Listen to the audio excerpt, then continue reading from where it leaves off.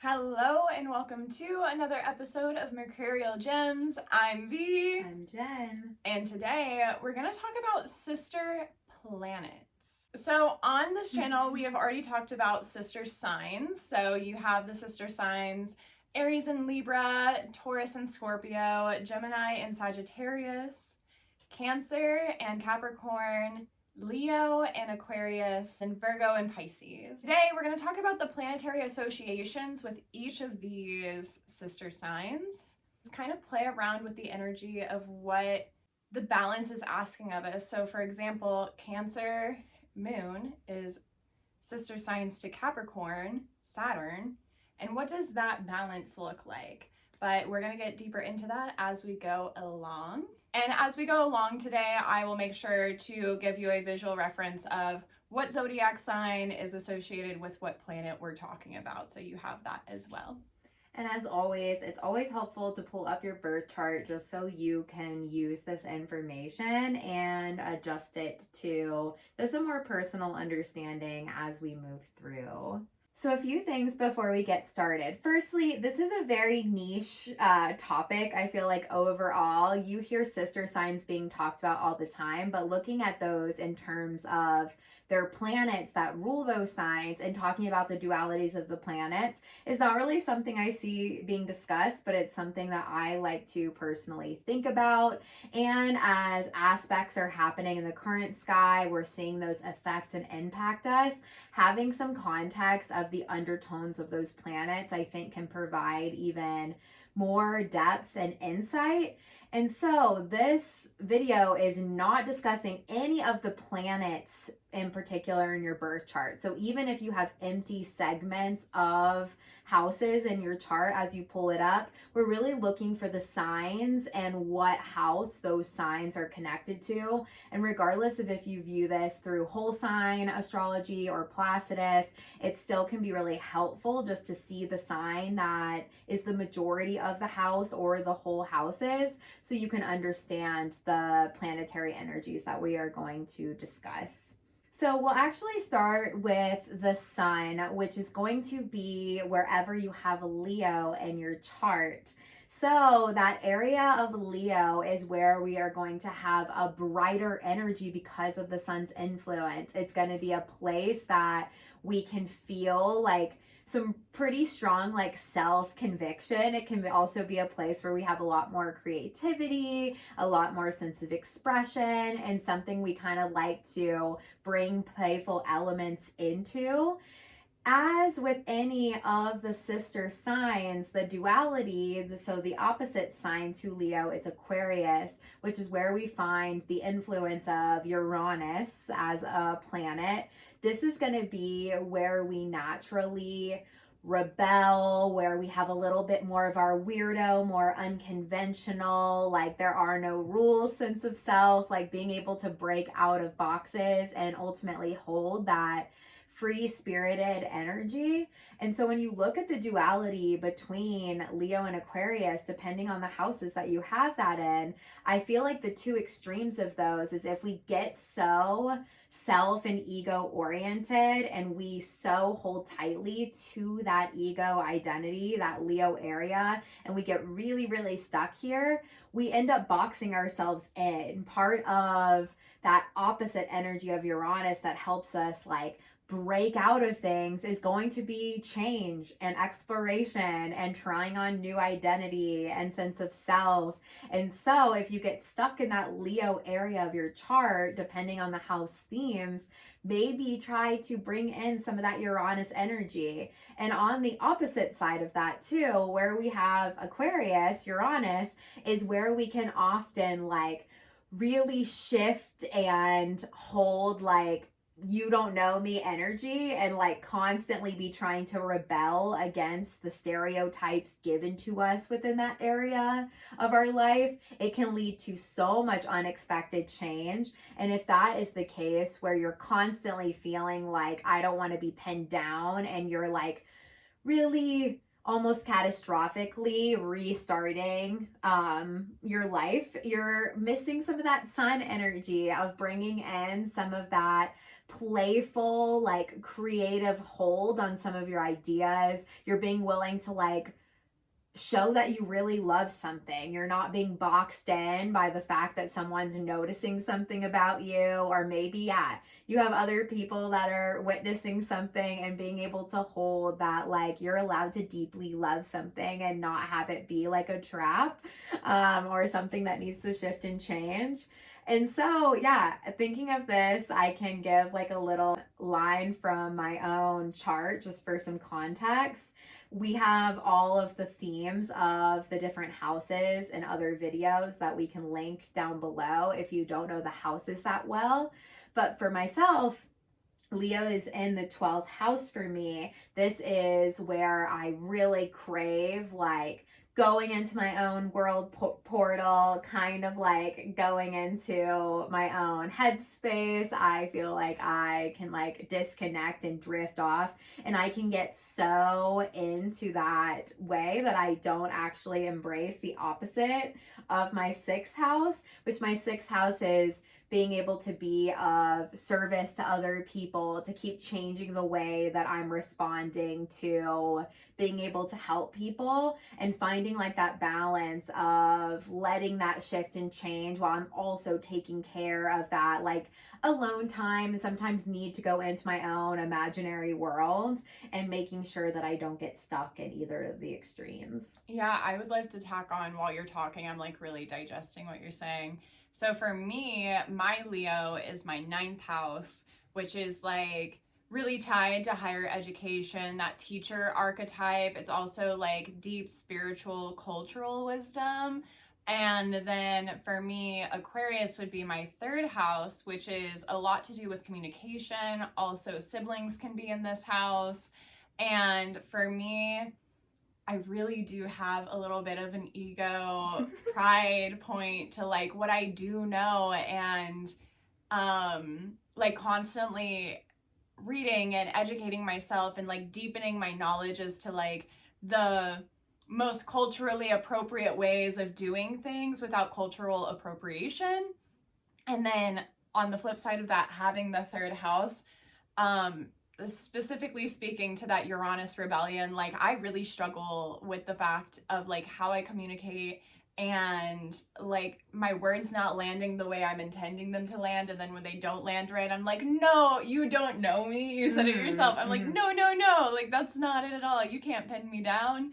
And feeling the opposition of that is like really, I don't know, this is really helpful insight as someone who's like, this is a gift from Jenn's brain. So like sitting here digesting that, I'm like, oh, okay. Because I do see the shutdown between all of the many things I know. And as soon as I have to communicate those outwardly and then be perceived, I'm like, no, but you don't understand. Yeah.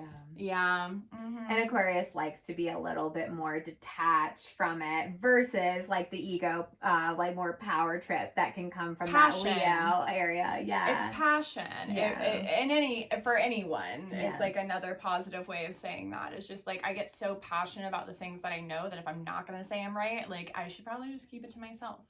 Mm-hmm. And so, yeah, this goes through a dance. Like, it's definitely worth like just considering that Leo and Aquarius area of your chart for that alchemy of Sun versus Uranus, and making sure that we find like a nice dance, especially if we have planets at one versus the other. If you do have a lot of planets in one sign, that you probably are going to need to make sure that you hold a little nuance and balance of the other signs of the opposite signs, so that you don't fall into the extremism that can happen when you have like more planetary weight on, you know, one area of life. It can be really positive, but it's also a place where we can face like the shadow of those elements a little easier, right? So the next one for this video is we want to talk about the moon, which is going to be where you have Cancer in your chart. The moon represents the energy of security, safety, attachment. It's where we will really have more of an emotional tie, an intuitive tie, more tied to memory. So Nurture. Nurturing, how we feel like we are really being cared for, and usually where we extend that out. So the area where you have Cancer is going to hold a lot of those themes behind it. And then looking to our opposite is Capricorn, and that's going to be Saturn. And Saturn rules time as like its origin, but it's also a place where we have a lot of effort that we're going to have to put in. It's something that the hard work has to be executed to have a sense of payoff eventually, but where we are really supposed to hold and learn some boundaries and how to create some like rhythms to that area of life. And so looking at the dualities of those two, I also think is so interesting, because in the extremes of moon energy, so in the extremes, potentially in that Cancer area, we can go through almost too much of an emotional roller coaster, maybe potentially like deeply trying to guard our feelings, deeply letting them flood and explode out. And I love that the alchemy to the moon is Saturn, which is like, how can I create boundaries that protect my emotions? How can I create boundaries that make me feel more safe, more secure, more cared for? What limits do I want to put to what I will and will not take? And then on the opposite extreme, we can get so boundaried, so hyper like organized, and like how we want things to be so structured that we don't let ourselves feel anything. So if you are overworking, you are over putting in so much of that, Saturn influence, that you don't let yourself feel and you numb, then we're also going into the opposite extreme, which makes so much sense that they would be the alchemy for each other. I feel like that is a constant dance that so many of us know. So looking at the houses might add some context between the dances of those two. And it's really just looking at that safety net between what is the structures you need to put into place and making sure you're also giving yourself time to feel. You want to share first? Yeah. So for me, Cancer is in my 8th house.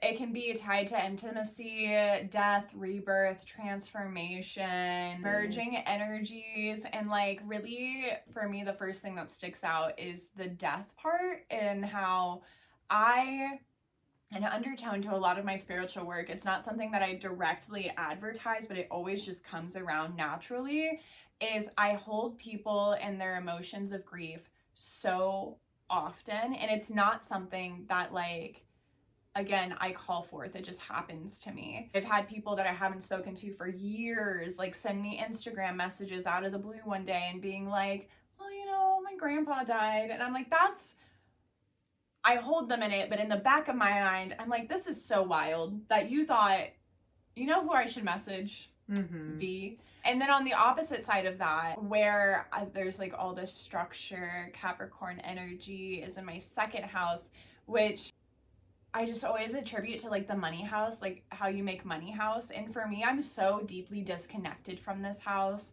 and it definitely needs more structure in its life, because unfortunately, I am a person who feels like money is this made up thing, and it's just something I struggle with, but I know it's something I need to like get a lock on.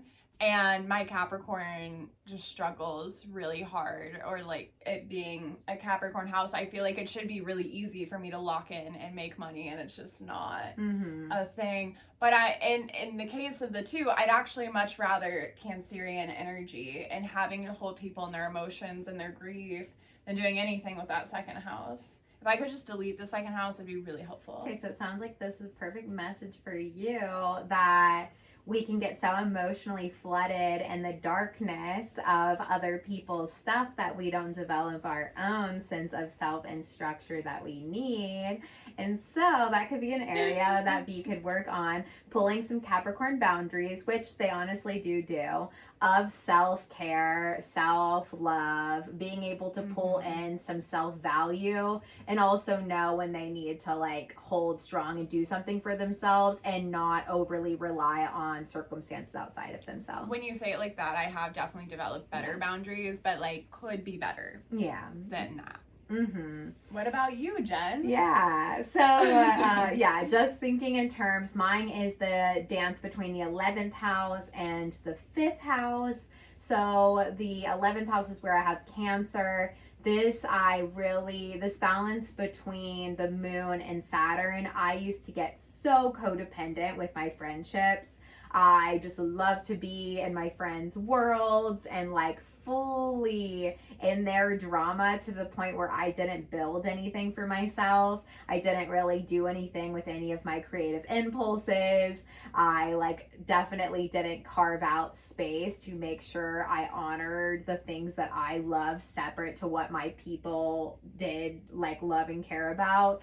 This has changed dramatically over the last 7 years, where I feel like I've gotten very good at pulling in that Saturn energy and making my creative pursuits and the stuff that I want to call in for business, what makes me light up and have joy is a lot of the stuff that I give space to, and I really try to make sure that cup is filled before I overgive to other people's stuff, because I know how slippery of a slope it can be with my Cancer, because I love carrying on my people. So I definitely have some non-negotiables that I make sure that I am still doing the stuff that I want to do to make sure that is taken care of for myself. So that's kind of how that duality dance goes for me. So yeah, love to hear how that moon energy goes for you. So far in this episode, it is so hard not to apply the other planets in the chart as we're digesting this. So if you're following along at home and you're having that issue, same. It's kind of hard to just look at the circle and not as we're both talking, I'm thinking of our other planetary aspects there, and I know that just adds nuance, but I'm wow. Yeah, and the planets obviously are still your soul's main plot within this life, but it is so interesting to still have this undertone of knowing what does that Leo Aquarius duality look like? What does that Cancer Capricorn energy look like? Yeah. And just adding more context to what is, I feel like, a dance between the polarities between those signs. Yeah. But we've talked about the two main planetary energies. We are definitely going to keep this going and discuss some of the other planets and their dualities as well. But I did want to share, if you're watching this in more real time, or this can be something that even in the future you just give some thoughts to, that when we have planets, especially the outer planets, moving through a sign, and they're moving through a sign really slow. So for example, in this current now, we have Pluto in Aquarius. It's going to be there for a very long time. So that means every single time we are in Leo season, we are always going to have the sun facing Pluto moving through that Aquarius. So I've been thinking of this a lot as we are approaching Leo season, just for this video and context, that the sun meeting Pluto is a tougher dance of energy. So it's good to know the undertone of Uranus and the sun, that, as we said, we're having to look at layers of ego, what we're attached to, our attachment sometimes to even power and fame, and just knowing that all the Leo seasons now for the next bit of time have Pluto as the opposite. Pluto is the planet connected to Scorpio energy. It is the planet that, as it's moving through Aquarius, is going to create a lot of change. It has some similarities to some Uranus energy. I would say Pluto has way more of a collective, massive impact, just being, such a slow transiting planet. And we are definitely going through major shifts and changes in our relationship to power, ego, identity, our attachment to the stuff that we, maybe find some self-identity in, and making sure that we stand really proudly also in the identities that have had all this liberation and now is trying to be taken by corrupt systems. We are definitely having to pull in, once again, the dance between those two planets. And obviously, this is a pretty big collective mission to look at the things you love.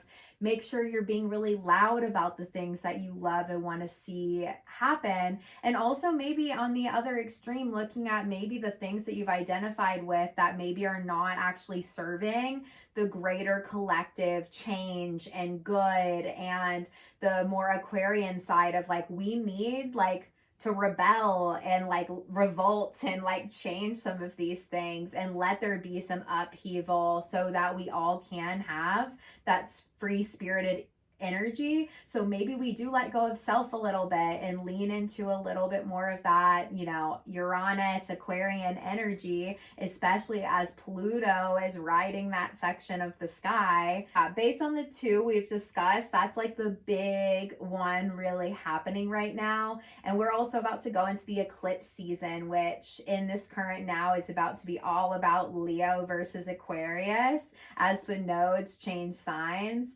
So it's also good to think about this balance between ego and this balance between like change and expression, and just like playing off of the dualities we talked about in this video, because that is going to be what our eclipse cycle is about. So looking at that if you're watching in more real time. And we'll definitely keep this going, keep talking about some other planets. We'd love to hear your thoughts or shares.